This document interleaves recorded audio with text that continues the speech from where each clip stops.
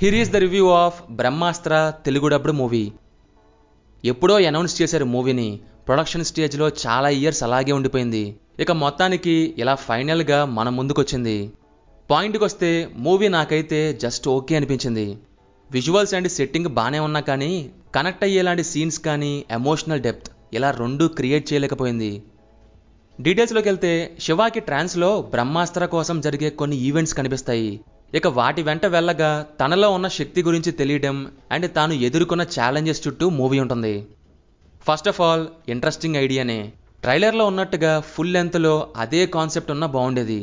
But చాలా వరకు love angle మీద ఫోకస్ ఎక్కువ పెట్టినట్టుంది. దానివల్ల అంతా డైల్యూట్ అయిపోయింది.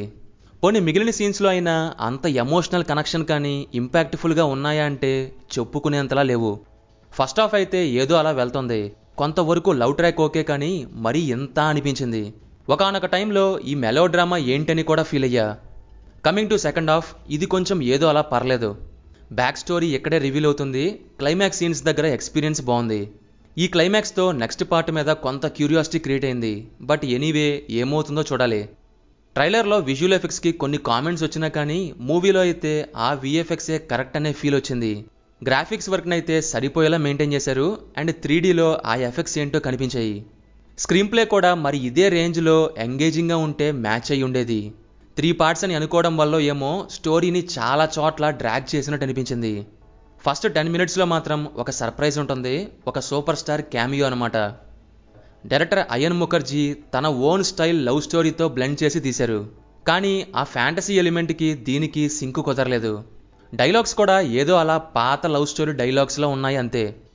పర్ఫార్మెన్సెస్ గురించి అయితే రణబీర్ కపూర్ అండ్ ఆలియా భట్ ఇద్దరు యాక్టింగ్ బాగుంది. నాగార్జున గారి రోల్ అండ్ ఒక సూపర్ స్టార్ క్యామియో కూడా యాప్ట్గా ఉంది. అలాగే అమితాబ్ బచ్చన్ గారి యాక్టింగ్ కూడా. సాంగ్స్ అయితే బాగున్నాయి కానీ బీజిఎం అయితే యావరేజ్. సినిమాటోగ్రఫీ అండ్ విజువల్స్ అయితే బడ్జెట్ రేంజ్లోనే ఉన్నాయి.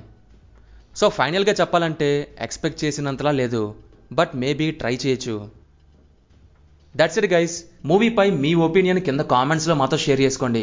రివ్యూ నచ్చితే వీడియోకి లైక్ వేసుకొని మన ఛానల్ని సబ్స్క్రైబ్ చేసుకొని బెల్ నోటిఫికేషన్ ఆన్ చేసుకోండి. Will meet in next video. Thank you. జై హింద్.